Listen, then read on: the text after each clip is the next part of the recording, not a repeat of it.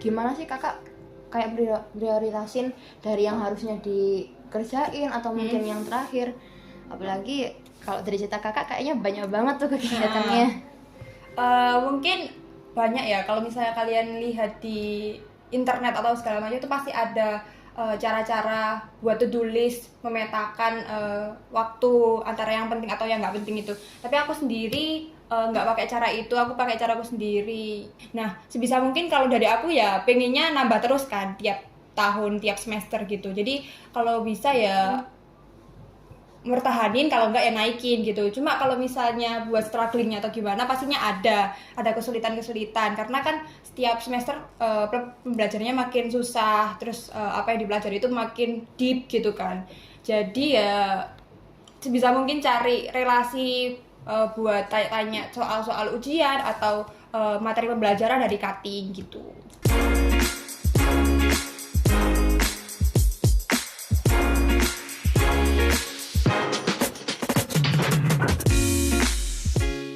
Assalamualaikum warahmatullahi wabarakatuh. Hai teman-teman semua, kenalin aku Keisha Ataya Kaulika dari kelas 1211. Dan di sini aku sedang membawakan episode 1 dari podcast Sapa Alumni. Halo. Oke, langsung aja aku bacain profil dari kakaknya ya.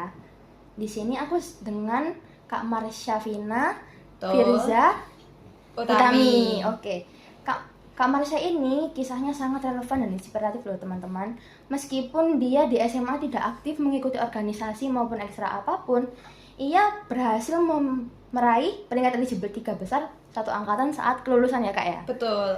Nah, tidak berhenti di sana, saat kuliah beliau justru mencatatkan prestasi sebagai peraih, apakah kalau boleh tahu? Kepala Departemen Advokasi dan Kesejahteraan Mahasiswa BEM FEB Unair. Nah, bayangin dari yang nggak ikut apa-apa jadi peraih nilai tertinggi di BEM Unair ya kak ya. Nah, selain itu dia juga menjadi aktif banget di kuliah. Iya, terutama di kepanitiaan. Nah, betul. Oke, nah mungkin yang paling kita langsung ngobrol aja tentang kakak. Waktu pertama kali kakak di Unair itu ya, kan 3 tahun di Semabom itu ada nggak sih kebiasaan atau pola pikir yang kakak bawa dari SMA? Misal dari guru atau dari kakak sendiri gitu? Oke, jadi mungkin dari kelas 1 SMA kali ya. Itu satu kata yang menggambarkan kebiasaanku tuh rajin nih mungkin ya. Karena dari nilaiku yang dari semester 1 sampai semester 6 di SMA ini, karena aku rajin dan apa ya, nurutlah ke guru dan apa yang diomongin guru itu aku serap semuanya yang baik-baik. Jadi mungkin kebiasaan itu udah menjadi kebiasaan habit baik buat aku di kuliah. Jadi kebiasaan itu akhirnya ngebentuk aku yang apa ya, versi rajinnya Marsha dan ambisnya Marsha itu kelihatan di kuliah gitu. Oh, keren banget ya. Berarti bisa dibilang kakak selama SMA ini emang fokusnya di rapot atau akademik gitu ya kak? Iya, waktu di SMA fokusnya di akademik. Berarti nggak ikut, bener-bener nggak pernah ikut atau mungkin pernah tapi motol gitu? Kalau organisasi enggak, tapi kalau ekstrakurikuler mengikuti sih kalau di SMA. Apa tuh? Aku dulu ikut pasu sama basket. Ah iya sih.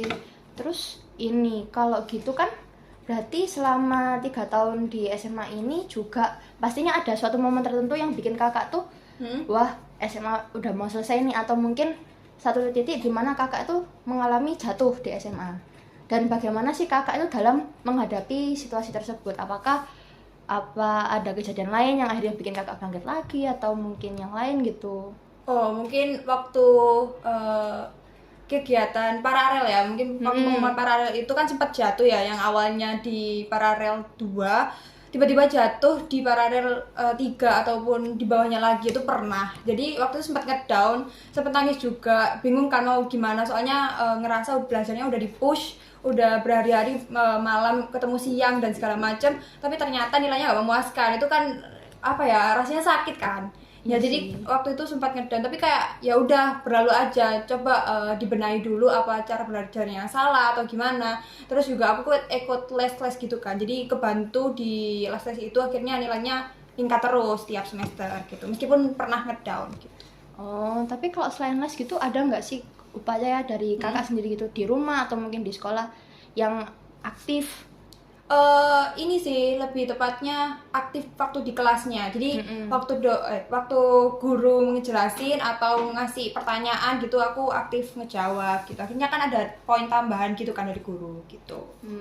Iya sih. Nah, terus waktu kakak masuk kuliah ada nggak perasaan atau mungkin yang beda banget gitu? Dulu SMA santai, di UNER jadi UNER kan apalagi yang terkenal salah satu kampus top gitu kan, pasti aduh UNER nih. Iya sih, ada. Karena di SMA itu kan kayak apa ya, lebih tepatnya santai-santai aja gitu. Belajarnya juga santai, apalagi waktu ujian itu mungkin bahasa istilahnya gampang lah, digampangin kalau misalnya di SMA gitu. Tapi kalau di kuliah kita benar-benar fokus buat ngejar nilai juga, karena apa, di UNER sendiri itu ada sistem kalau misalnya kita ketahuan nyontek, ketahuan ngerpe atau kegiatan yang curang lah, itu bakal dihapus nilai 1 semester. Jadi kan otomatis anak-anak kan takut ya, jadi kita lebih fokus belajarnya, terus nggak dadakan juga belajarnya, jadi nyicil-nyicil di sebelum ujian gitu. Terus kita juga kalau di SMA nggak ada forum belajar kayak belajar bareng-bareng, pasti belajarnya sendiri-sendiri kan.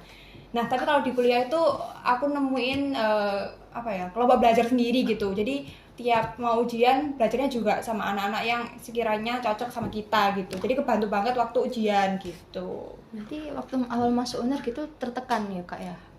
Enggak sih, dibikin enjoy aja karena teman-temannya juga enak gitu kan. Jadi bisa mungkin cari relasi yang banyak, terus nemuin teman-teman yang sekiranya cocok sama kita. Jadi waktu belajar, main dan segala macam itu bisa lebih nyaman gitu. Berarti juga lingkungan kan ngaruh tuh. Dari faktor lingkungan sendiri, waktu aku lihat profilnya kakak kan, aku baca-baca itu kakak nggak aktif ya di organisasi waktu SMA. Dan itu gimana sih ceritanya kakak kok tiba-tiba ngide, aku ikut BMA waktu kuliah gitu? Waktu itu kebetulan aku FOMO ya, waktu semester 1 banyak anak yang ikut kepanitiaan, banyak open recruitment volunteer dan segala macam di UNAIR. Terus akhirnya nyoba salah satu volunteer namanya Ivestaforia yang di 13, yang ke-13 lah itu waktu itu. Terus akhirnya aku nyoba kepanitiaan lain dan ternyata diterima. Nah, jadi waktu ikut itu akhirnya aku kumpulin, akhirnya waktu ikut BEM ini jadi aku punya pengalaman gitu sebelum pendaftaran BEM. Jadi ya kebantunya dari kegiatan-kegiatan yang di kuliah aja gitu. Tapi kakak waktu ikut BEM atau setelahnya tuh nggak ngerasa padat banget gitu kak jadwalnya, apalagi kan ya tadi UNER nih. Pastinya padat sih, karena kan kita nambah kegiatan, rapat, terus segala macam, ketemu dengan teman-teman BEM, bahas tentang advokasi atau kesejahteraan mahasiswa yang ada di FEB UNAIR. Jadinya tambahan waktunya juga lebih banyak gitu kan, kegiatan-kegiatan di luar pembelajaran akademik gitu. Jadi ya sebisa mungkin bisa ngatur jadwal kegiatan sehari-hari gitu, begitu tulis atau segala macam gitu. Nah, emang sih itu tulis kan kayaknya penting banget jadi di dunia perkuliahan kakak. Itu ngomong-ngomong soal to-do list itu gimana sih kakak kayak prioritasin dari yang harusnya dikerjain atau mungkin yang terakhir? Apalagi kalau dari cerita kakak kayaknya banyak banget tuh kegiatannya. Mungkin banyak ya, kalau misalnya kalian lihat di internet atau segala macam itu pasti ada cara-cara buat to-do list, memetakan waktu antara yang penting atau yang nggak penting itu. Tapi aku sendiri nggak pakai cara itu, aku pakai cara aku sendiri yang sebenarnya juga gampang sih. Maksudnya kita pasti tahu kan kegiatan-kegiatan kita itu yang padat yang mana, yang serius itu yang mana, atau yang bisa dikerjain di lain waktu itu yang mana gitu kan. Jadi sesuaiin aja, terus tiap harinya kalau bisa 1 minggu sebelum kegiatan itu direncanain gitu. Jadi kita udah tahu 1 minggu ke depan itu bakal ngapain aja, terus waktunya juga nggak ngawang lah intinya kalau misalnya dikasih waktu, jeda waktu dan segala macam itu. Banyak ya, dari adaptasi, terus ternyata kakak juga akhirnya ikut banyak organisasi kepanitiaan. Kakak ngerasa nggak ada perubahan di diri kakak, apalagi kayak sifat mungkin yang dulunya pemalu mungkin? Iya, mungkin karena waktu di SMA ini aku kurang aktif di organisasi, jadi public speaking-nya kurang keasah kali ya. Jadi lebih ke public speaking yang non formal. Tapi kalau misalnya di organisasi kan kita membutuhkan public speaking yang formal. Jadi kebantunya di situ. Jadi kita akan ngobrol sama akademik, fakultas. Jadi harusnya kegiatan-kegiatan seperti itu bisa membantu kita buat nambah skill public speaking kita. Oke, lalu gimana ya? Ini mungkin pertanyaan pribadi dari aku. Ada nggak rasa tertekan kakak untuk mempertahankan nilai? Kalau boleh tahu IPK-nya kakak berapa ya? Oke, kalau IPK sendiri nggak jauh-jauh banget dari 3,5 itu 3,7 lah.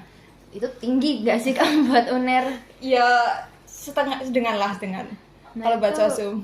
Ada nggak sih rasa tertekan untuk mempertahankan IPK itu? Dan mungkin kedepannya ya, apalagi kakak ikut BEM itu, adakah kakak keinginan untuk mengorbankan salah satu?